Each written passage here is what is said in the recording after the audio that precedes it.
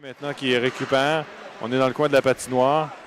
Dufresne tente de passer devant lui, ça rate. Finalement, va être en mesure d'atteindre Brunel, mais on ne quitte pas le territoire. C'est Coursol qui s'amène, prend un tir et le but.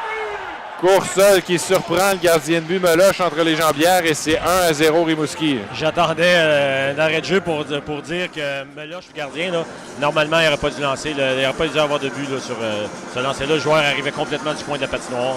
On voit la reprise ici. Là, évidemment, quand on lance, on a des chances. Et on a bien vu, mais les Huskies étaient complètement embouteillés. On manquait plusieurs occasions de sortir la rondelle. Et on a le résultat que l'on connaît.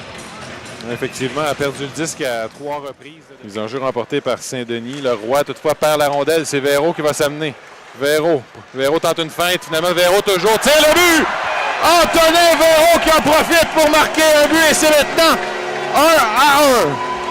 En fait, essayé de tirer 2 fois sans être en mesure de toucher à la rondelle. Et on va voir la reprise.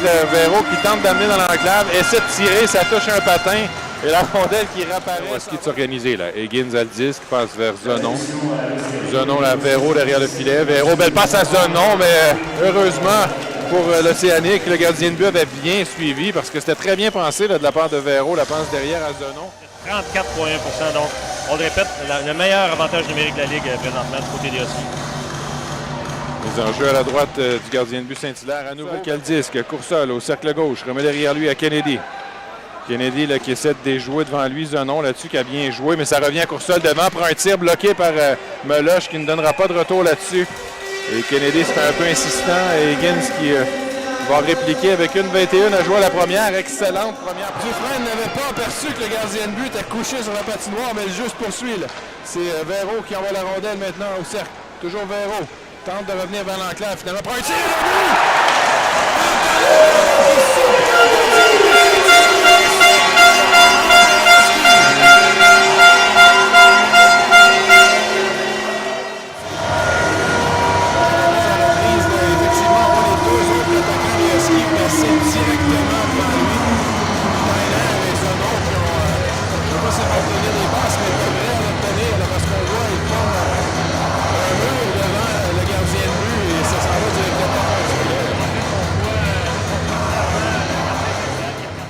Par l'Océanique, le moment important pour les deux équipes.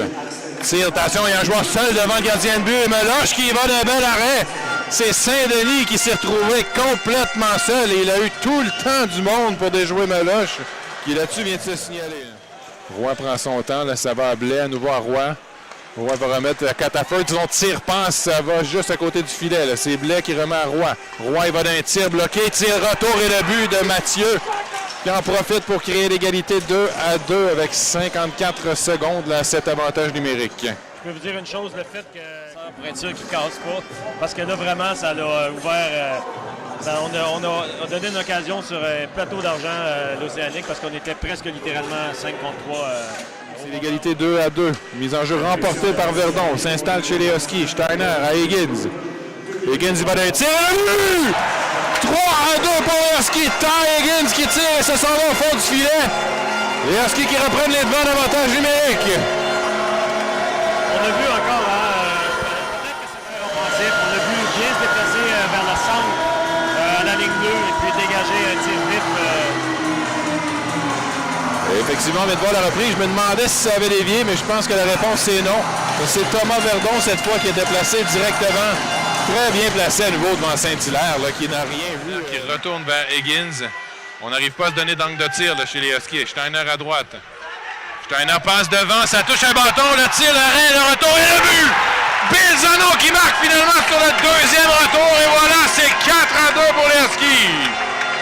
On parlait de Steiner qui avait peut-être ralenti, mais il a vraiment fait, premièrement, il est extérieur de son cercle et puis il y a un joueur à chaque fois de l'équipe adverse qui en avantage numérique se tient devant notre gardien.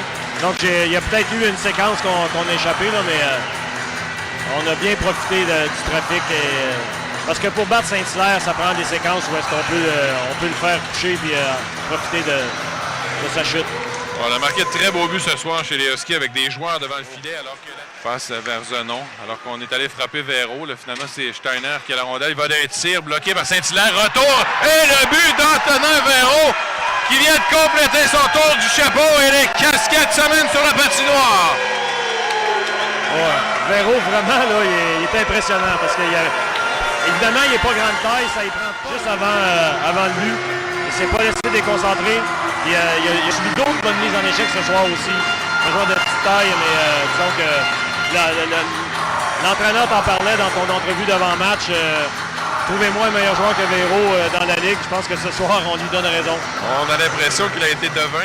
Un air à Zenon qui tire, rate le filet. Là, c'est Higgins maintenant qui va reprendre le retour. 23 secondes au 5 contre 3. Higgins tire le but! Ty Higgins qui ajoute son deuxième du match et le sixième pour les Huskies. C'est maintenant 6-2. Ouais, c'est un match parce que je pense qu'on va avoir droit à un match. On en parlait tantôt, un match des séries probablement là, en apparence. Ouais, je peux vous dire que l'entraîneur-chef Joël Perreault voudra obtenir vengeance. On a vu sa réaction et je pense que la meilleure réaction dans ces situations-là, c'est faisons-les payer demain.